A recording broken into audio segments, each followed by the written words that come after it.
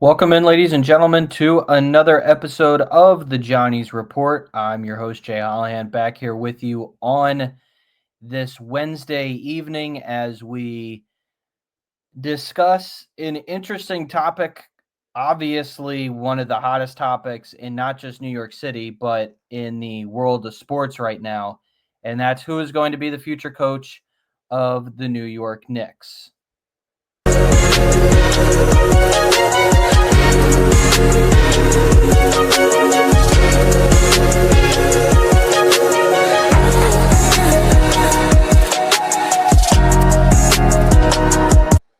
All right, so there you go. There's the topic pretty much presented to you. Now, I don't anticipate, obviously, Rick Pitino heading to the New York Knicks, and he pretty much debunked that tonight here on, funny enough, the New York Yankees broadcast. We'll play that for you in a second.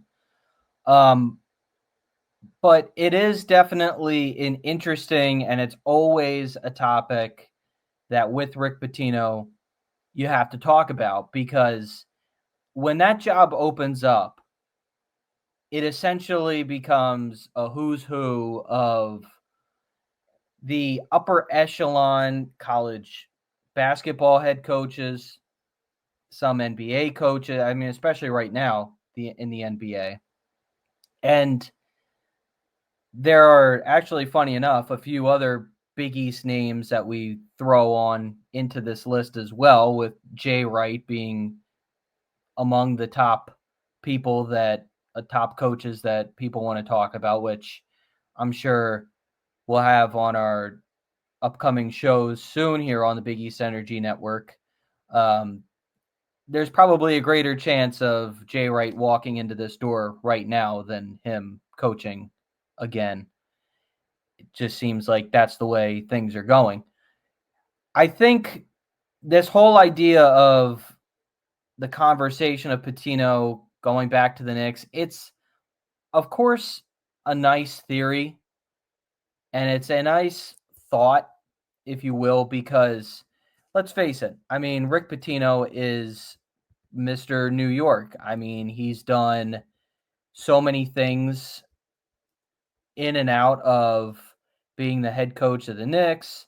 And as I say, Mr. New York, Mr. Basketball in general. Now, of course, the head coach at St. John's, but coaching the Knicks, coaching the Celtics, having great success with them, having great success at Kentucky and Louisville. And, when he was first the coach of the Knicks, he, led them to successful playoff seasons. Now, obviously, he didn't go as far as they would have liked, as furthest they got to was the second round in the conference semifinals.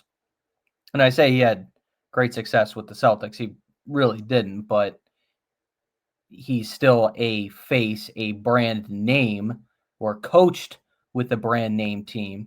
You don't hear Rick Pitino's name get brought up when you talk about the Phoenix Suns, or you talk about some of the other NBA teams around the league that are looking for head coaches. It just doesn't happen that way. However, when it comes to the Knicks, obviously there is that, I think, idea that he would work out. Well, I think we all know, as much as we'd like to think he would, there is obviously a part of you that has to be realistic and say, could his coaching style fit in the NBA? And in his first stint, that is a no. And I think you could probably guess his second stint wouldn't be much better when you consider the fact about all the statements and, stuff with the media he's had so far at St. John's, whether it's at the end of the Seton Hall game, not this past season, but the year prior, or what has happened with RJ Lewis after the Arkansas game. I mean, I don't think that's something that NBA players would want to put up with. And I think you'd end up in the same mess that you have been in. I think it's a reason why you won't see Danny Hurley going to the Knicks. And again, it's the same reason you won't see Jay Wright. I mean, there's no doubt Jay Wright did not agree with kind of the NIL and the way of college athletics and how that's kind of shaped the money grab, money driven players. Not that they already aren't money driven, but that's kind of what we're in this era of the NIL. And that's a big reason why, again, I don't think you'd see Jay going to the NBA. I think even though Rick Pitino and Dan Hurley have embraced NIL, I think you wouldn't see them go to the NBA for a lot of those same reasons. And for the reasons that, hey, sure, these kids are going to be getting paid, but at the end of the day, they're at this program because they want the best coaching. They want me at my best. They want tough coaching. That's what I'm giving them. And that's something ultimately that with the NBA, you can't be too hard. I mean, really, you can be tough, but in a different way. And I also think, and you'll hear from Rick Pitino here in a moment because I'm going to play you what he had to say on Amazon Prime tonight during the Yankees game when he threw out the first pitch. But what taking the New York Knicks job is going to entail. So here is Rick Pitino with Michael Kay tonight and the Yankees broadcast on Amazon Prime. Now, we got a tough question to ask you. You want us to ease into it, or should I just say tough question? Michael never ease into anything. You know that? Nick job is open. Do you want it? Absolutely not. I think whoever comes in, if he doesn't get to the finals, it's going to be deemed an unsuccessful season. So whoever comes in has got so much pressure on them to take this team to the next level, because that's why they're doing it, obviously, in their minds. See, I follow you on social media, and throughout the whole playoffs, you were very complimentary of the Nick run. And I think from reading that, you also thought Thibodeau's a good coach. Were you surprised? I think everybody's kind of shocked. You don't fire people that take you to the Eastern Finals, and with the whole town so excited about the team, they're partying on 7th Avenue, and we're not even in the finals. So I think everybody's in shock. But rather than pass judgment, Tibbs has got 3 years left.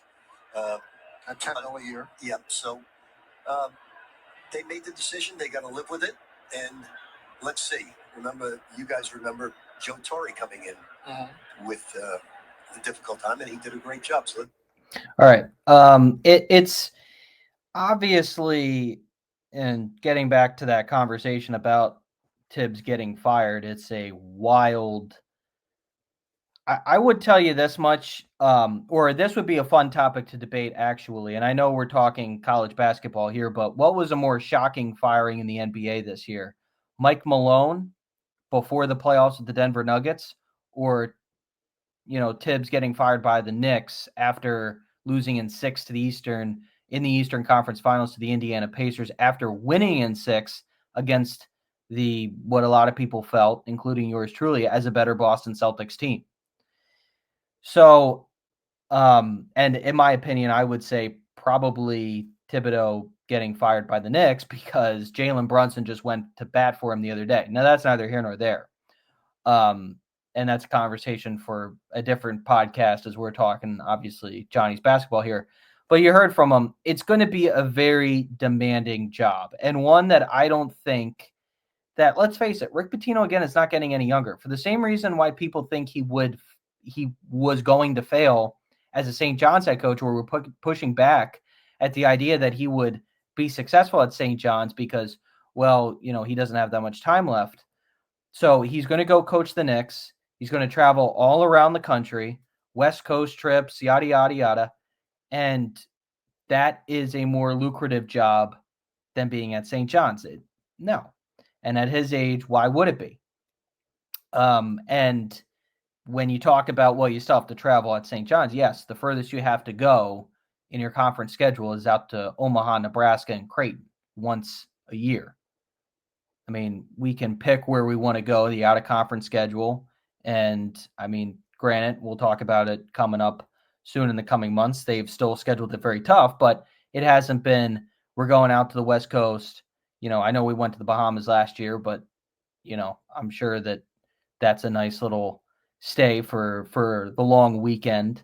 rather than having to go from LA one night up to Portland, down to Phoenix, out to Salt Lake City. It just, a total mess of things at that age. So I think I think it's funny how this is going to continue to be brought up. I mean, remember last year with the whole, is he going to follow Cal out to Kentucky? Is he going to leave the St. John's job for just a better job in general? It's just interesting when you think about all that and you say, well, he's from New York. Again, at his age, would he really want to make that travel? Would he really want to relocate again and go out to another school like a Kentucky or elsewhere where it's not in the local proximity to the city? I'd have to say it would be tough to see that happen. Not just from a St. John's fan perspective, but just from the perspective of why would you do that at your age? I mean, Iona was nice because you're, again, not that far. And at the same time, it's in and around a place that you're not having to relocate, reacclimate yourself and all that.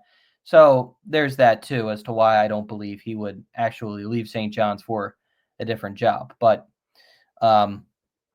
it's a very interesting situation with the New York Knicks, one that I'm sure people are going to be following for a while.